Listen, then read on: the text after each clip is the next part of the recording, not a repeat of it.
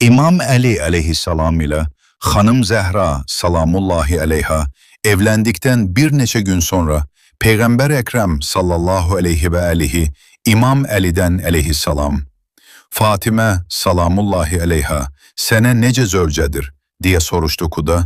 İmam Ali aleyhisselam belə cevap verir. Allah'a itaat ve bendeçilikte mene en güzel yardımcıdır. El-Menagib, Cild 3, Seyfe 355.